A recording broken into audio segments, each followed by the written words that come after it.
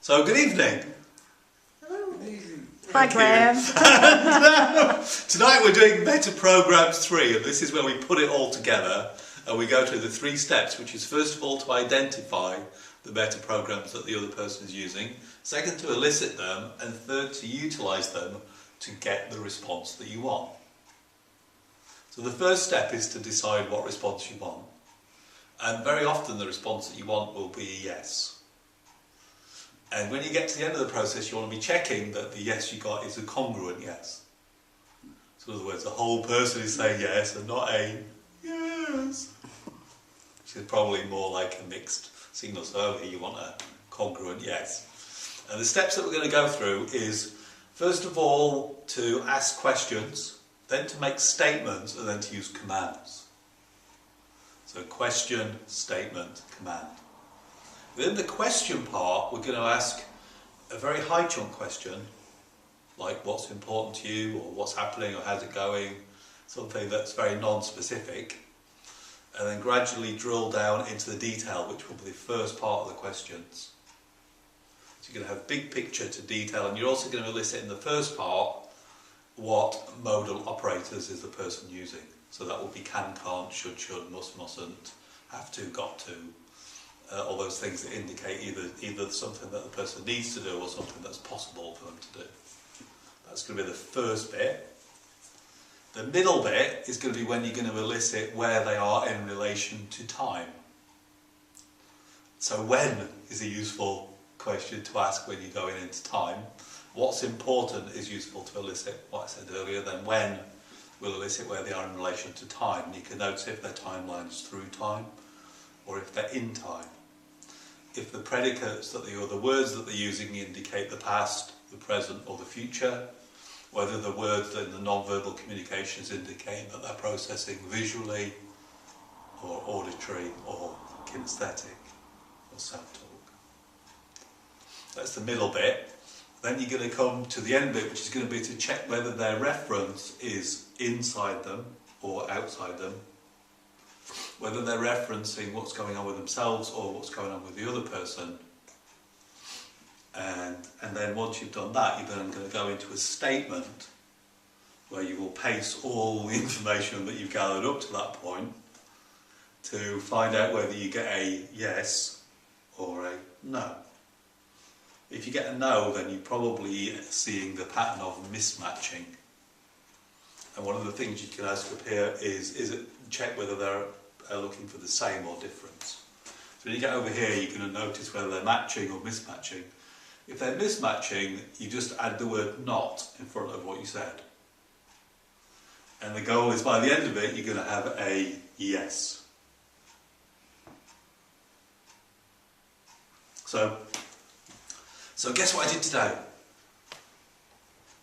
Big picture or detail? What do you think the question is?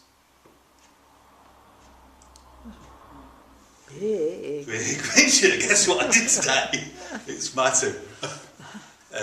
So if my response is, I went to Sayers Common, then you might ask another question like, how long did it take you to get there? That would be a time question. Can you tell me more about your journey? Would be going from big picture down to detail. So I've got to get out of Littlehampton, I realised this morning. That's away from. I really wanted to go, that's past. I really wanted to go to Sayers Common. I've never been there. I had to do a really important presentation. So I had to do a really important presentation. That's one of the modal operators. This suggests that there was some compulsion involved, which there wasn't actually. So by asking all these questions, you're going to be gathering lots of information. And the purpose of using these meta programs is to just listen out for the categories and just sort the information. So you get a really clear picture of what was going on for me this morning. Also, you build a picture in your mind of what I'm saying and check, does it make sense? And then you can go, okay. So as I stepped in the car, I said to Ryan, who was driving, "Nice motor," and he laughed. And then I said, and he said, oh, you could adjust the seat by, there's like a little L-shaped lever at the side, and you just turn it and it'll adjust the seat, because my little son was sitting in the car this morning. Big picture or detail? More detail. Yeah, so he's quite detailed. So I said, okay, cool, where are we going? And he said, we're going to Sayers Common. Moving towards. So I said, oh great, how long will it take us to get there? Timeline. What we're going to do when we get there, towards future. What's going to be the most amazing thing about all the people who are in the workshop? Picture. So you can start to notice all this information that's coming out.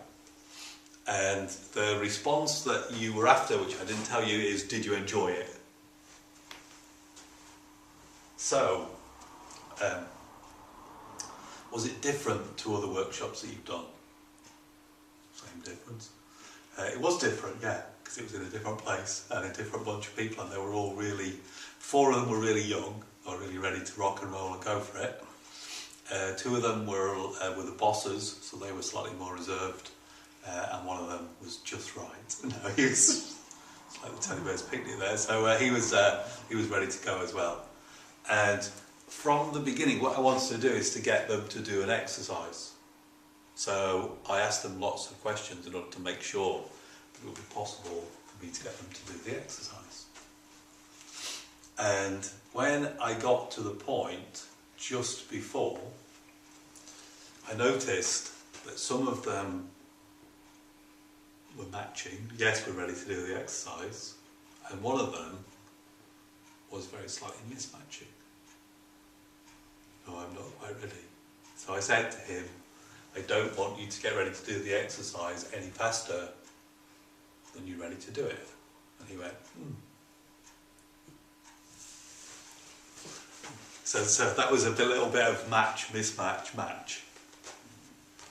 And so I then started to consider what I would see in them that would let me know that they were ready to do the exercise. So that's internal, external, internal. What I would see, self-reference, internal, actually self-reference, external. What I would see that would let me know that what I saw would be information that would let me know they were ready to do the exercise. So I'm referencing self and external. Yeah, I could say I was curious to know what they would show me that would let me know that they were ready to do the exercise, which would be external, other reference. So one's they, which is other, and the other is I, which is me. It's all pretty clear so far. So I got to the point where they went, yes, I'm ready to do the exercise, and I went, cool, so let's do it.